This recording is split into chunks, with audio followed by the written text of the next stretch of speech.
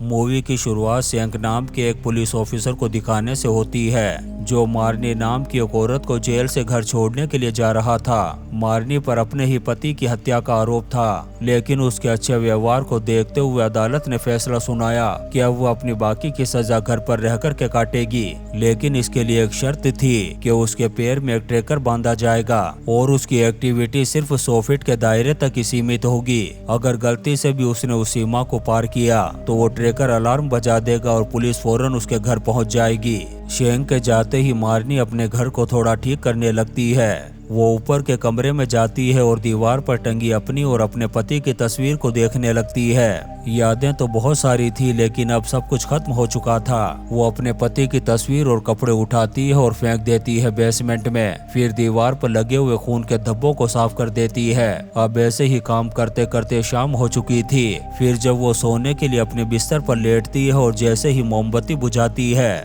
उसे बिस्तर के नीचे से अजीब अजीब आवाजें सुनाई देती है। डरते हुए जब वो झांक कर के नीचे देखती है तो एक मरा हुआ चूहा पड़ा था। ऐसे ही सुबह हो जाती है। अब मार्नी को घर से बाहर जाने की इजाजत नहीं थी, इसलिए वो अपने खाने पीने का सामान फोन करके ऑनलाइन ही मंगाती है। तब उसकी मुलाकात होती है डिलीवरी बॉय जॉय से। रात होते होते जैसे ही मार्नी सिगरेट जलाने लगती है, तभी अचानक से उसे अपने पति की आत्मा नजर आती है। डर के मारे मार्नी की पैंट गीली हो जाती है और वो भागने लगती है नीचे की तरफ। इस हड़बड़ाहट के अंदर वो फिसल करके गिर जाती है नीचे। जैसे ही वह बाहर का दरवाजा खोलती है, अलार्म बज उठता है। उसके पति की आत्मा भी धीरे धीरे उसकी ओर बढ़ रही थी। तब मार्नी हिम्मत जुटा करके फिर से ऊपर की ओर भागती है। अगले सीन में हम पुलिस ऑफिसर शेंक को देखते हैं, जो फिर से उसके घर पर आता है और चेक करता है कि कहीं मार्नी भागने की कोशिश तो नहीं कर रही थी। लेकिन जाते जाते वो एक बात कहता है कि दीवार पर खून अभी भी दिख रहा है। ये देख कर के मार्नी भी चौंक जाती है कि ये खून कहाँ से आ गया, उसने तो सब कुछ साफ कर दिया था। फिर अगले दिन मार्नी जब अखबार पढ़ रही थी, तभी किचन में बर्तन अपने आप हिलने लगते हैं और उड़कर के मार्नी की तरफ आने लगते हैं। इससे मार्नी का दिमाग खराब हो जाता है। गुस्से में चिल्लाते हुए कहती है कि मर गया फिर भी तुझे चैन नहीं है क्या, और कितना तंग करोगे मुझे। तभी डिलीवरी बॉय जॉय उसके घर आता है और मार्नी को बताता है कि पूरे मोहल्ले में उसकी बातें हो रही है, लोग उसे अलग नजर से देख रहे हैं। लेकिन जॉय को यकीन है कि मार्नी जैसी खूबसूरत औरत बगैर वजह किसी की जान नहीं ले सकती। तब मार्नी यहाँ पर जॉय को अपनी सच्चाई बताते हुए कहती है कि मेरा हस्बैंड पुलिस में था, लेकिन वो एक नंबर का घटिया और कैरेक्टरलेस इंसान था। वो रोजाना गुस्से में घर आता और मेरे साथ मारपीट करता। मैंने कई बार पुलिस में उसके खिलाफ कंप्लेंट लिखवाने की कोशिश की, मगर शेंक नाम का वो पुलिस ऑफिसर जो मेरे हस्बैंड का दोस्त था, वो हर बार मामला दबा देता। जब मैंने अपने हस्बैंड से तलाक लेने की बात कही तो उसने गुस्से में आकर के चाकू निकाला और मुझे जान से मारने की धमकी दी। तब मैंने अपनी जान बचाने के लिए उसे चाकू छीन करके उस पर वार कर दिया और गलती से उसकी जान चली गई। ये सुनकर के जॉय को मार्नी पर तरस आता है। वो उसका दोस्त बन जाता है और मार्नी को अपना फोन नंबर भी दे देता है। जब वो जाने लगता है तो मार्नी उसे कहती है कि अगर हो सके तो भूत भगाने वाली किताबें ला करके दे दो। तब जॉय उसे वो किताबें ला करके दे देता है। जब मार्नी किताबों को पढ़ती है तो उसमें लिखा हुआ था कि मरने वाले की आत्मा की शांति के लिए उसकी सारी चीजों को जला दो और हो सके तो घर में रिचुअल करो। अब मार्नी जब बेसमेंट में अपने पति की चीजों को जलाने के लिए जाती है, तभी उसके पति की आत्मा फिर से प्रकट हो जाती है। बेसमेंट में एकदम से लाइटें जल उठती है और दरवाजा अपने आप बंद हो जाता है। उसके पति की आत्मा बिल्कुल सामने खड़ी थी। जब वो सामान समेट करके जाने लगती है तो अपने पति की आत्मा से टकरा जाती है, जो उसे धक्का देकर के नीचे गिरा देता है और अपने बैग को छूने नहीं देता। लेकिन अब मार्नी भी पहले की तरह डरने वाली नहीं थी। वो झटका देकर के अपने आप को छुड़ा लेती है और निकल आती है वहाँ से। तभी पुलिस ऑफिसर शेंक भी पहुँच जाता है, लेकिन उसे घर में कोई भी असामान्य जैसी चीज नजर नहीं आती। लेकिन शेंक को डाउट हो गया था कि मार्नी जरूर उससे कुछ छुपा रही है। तब मार्नी रोते हुए कहती है कि शेंक, मेरा पति मरने के बाद भी मेरा पीछा नहीं छोड़ रहा। शेंक इस बात को मजाक समझता है और गुस्से में वहाँ से चला आ जाता है। शेंग के जाते ही मारनी अपने पति का सारा सामान उठा करके पास की ही कूड़ा गाड़ी में ले जाकर के फेंक देती है, ये सोचकर कि अब उसके पति की आत्मा उसे परेशान नहीं करेगी। लेकिन ऐसा होता नहीं है। जब मारनी हाथ धो रही थी तभी उसकी नजर अपनी उंगली में पहनी हुई अंगूठी पर पड़ी जो उसके हस्बैंड ने उसे दी थी और आज भी उसने वो पहन रखी थी। घबरा करके उसने जल्दी से उस अंगूठी को उतारा और सिंक में डाल दी। लेकिन जब वो दोबारा से उसे उठाने के लिए सिंक की तरफ हाथ बढ़ाती है तभी सिंक में से एक हाथ बाहर निकलता है और उसका हाथ अंदर खींच लेता है। उसी समय नाली का ग्राइंडर भी ऑन हो गया था, लेकिन किसी तरह से मारनी अपने पैर से स्विच बंद कर देती है और अपनी जान बचा लेती है। तभी अचानक से उसे फिर से दीवार पर खून के धब्बे दिखाई देते हैं। इससे मारनी का दिमाग खराब हो जाता है। वो घर के सामान को इधर उधर बिखेर करके तलाशी लेना शुरू कर देती है। तभी उसे बेडरूम की फर्श के नीचे एक सीक्रेट दरवाजा दिखाई देता है।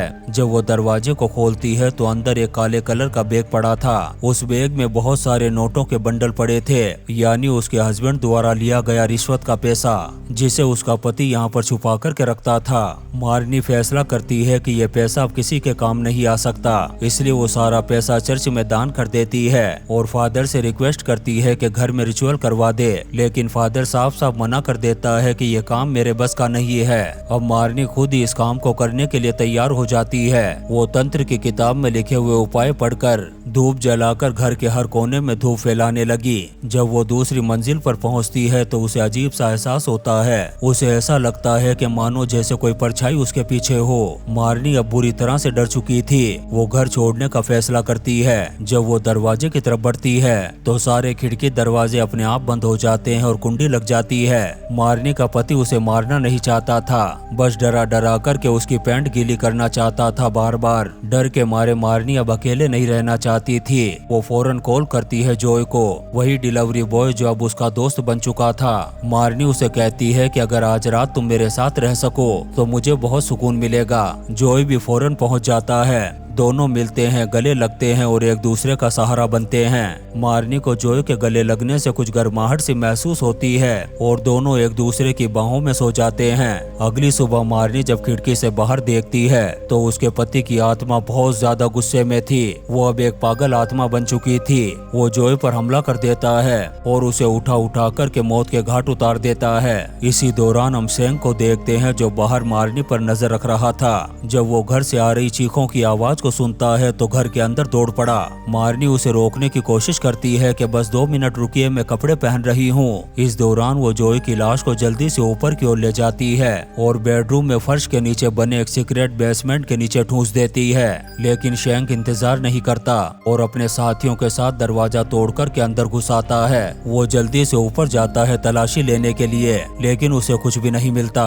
वो अपने साथियों को भेज करके फिर अकेले मारनी से पूछताछ करता है कि क्या जॉय तुम्हारे घर आया था। मारनी ने कहा कि हाँ, कल रात आया था। मैंने उसे रात को यहीं पर रुकने के लिए कहा, लेकिन जब मैं सुबह उठी तब तक वो जा चुका था। अभी मारनी शेंग को बता ही रही थी, अभी अचानक से ऊपर से खून टपकने लगा। तभी एक जोरदार आवाज के साथ छत टूटती है और जॉय की लाश सीधा आकर के गिरती है शेंग के ऊपर। शेंग घबरा जाता है और समझता है कि मारनी ने जॉय की भी हत्या कर दी। वो जल्दी से हथकड़ी निकालता है और मारनी की कलाई में डाल देता है। मारनी भी सोचती है कि हाँ, जल्दी से ले जाओ मुझे यहाँ से। तभी अचानक से मारनी का पति प्रकट होता है। वो दोनों को एक जोरदार धक्का देकर के गिरा देता है नीचे और पूरी भयानकता के साथ उनके सामने आ खड़ा होता है। उसे देखकर के शेंग समझ जाता है कि मारनी झूठ नहीं बोल रही थी, लेकिन अब मारनी का पति किसी को भी जिंदा छोड़ने वाला नहीं था, ना मारनी को ना शेंग को। वो दोनों को उठा करके बेसमेंट में फेंक देता है और फिर पूरे घर में आग लगा देता है। शेंग बेहोश हो जाता है। मारनी बड़ी मुश्किल से हाथ की हथकड़ी खोलती है और बेसमेंट की खिड़की से बाहर निकलने की कोशिश करती है।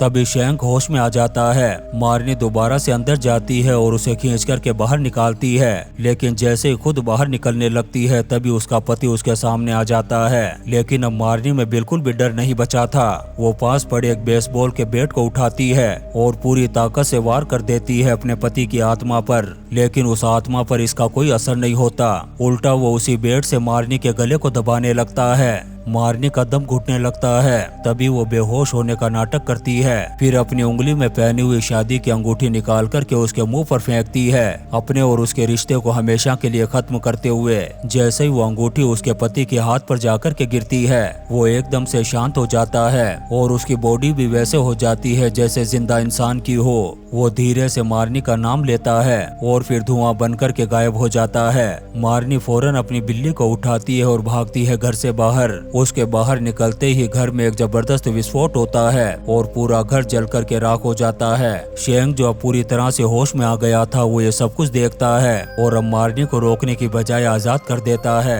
फिर मारनी एक बस में बैठती है, एक नए शहर और एक नई जिंदगी की ओर। उसके इस भयानक, डरावने और रहस्यमय सफर की कहानी अगले दिन अखबारों की सुर्खियों में छपी हुई थी और इसी सीन के साथ ये शानदार मूवी 100 फीट खत्म हो जाती है। दोस्तों, हम आपके लिए ऐसी ही इंटरेस्टिंग मूवीज एक्सप्लेन करते रहेंगे, तो आप चैनल को सब्सक्राइब जरूर करें और लाइक और कमेंट्स भी करें। Thank you.